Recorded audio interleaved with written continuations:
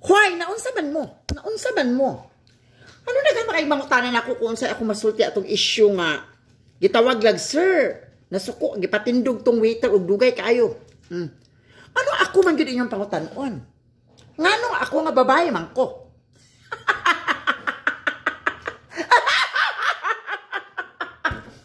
Lagot ko ba? Ay kuno yung gidamay ana nga mga issue ha kay naabi pa ka ugalingong kinabuhi no, nabi na ko'y asawa. Babae. No? Pero seriously speaking mga langga. So ito na nga no. Dagan kay ang dami namin nagtatanong sa akin kung ano na masasabi ko, kung sa akin daw ba ginawa yun, ganun ba? Uy, ginoo ko.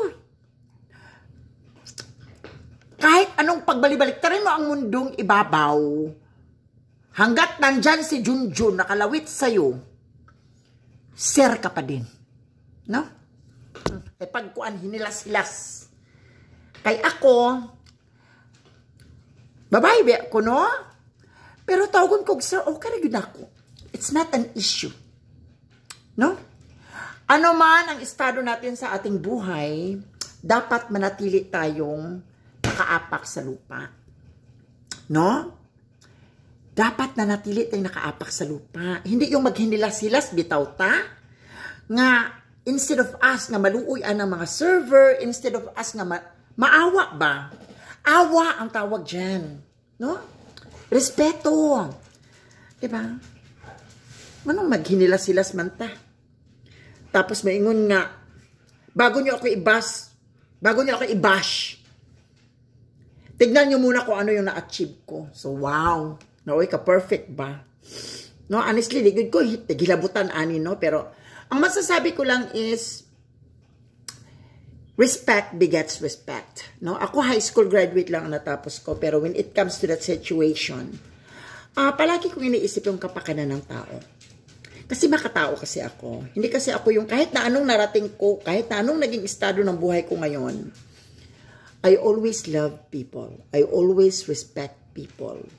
So, tawagin man akong sir or mom, it's not really a big deal. So, alam nyo na ha, mga sigig pangutana diha. No? So, maura gina akong masulti day. Maura gina akong masulti. Munang nagpabangs kong ahat ani ron, kay para magbuka dito anig bayi.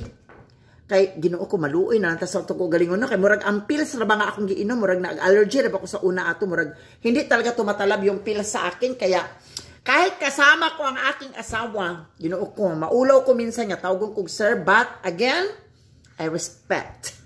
Kasi we are all humans. So respect kung ano yung sasabihin ng tao sa iyo, kung paano kanila i-address. Kasi totoo naman talaga na sir ako. No? Kaya bayot ba ako? Member ba ako ng LGBTQ? So whatever people wants to address me, I respect you, I salute you bilang isang manggagawang Pilipino na nagtatrabaho ng marangal para sa pamilya. Kaya para sa iyo, Totoy, sana makita kita pagpunta ko dyan, saan ka man. Gusto kita makasama and I want to treat you something. Sana makita kita sa December. Now you know. Makulay na buhay USA will always be makulay na buhay USA no matter what. I love you.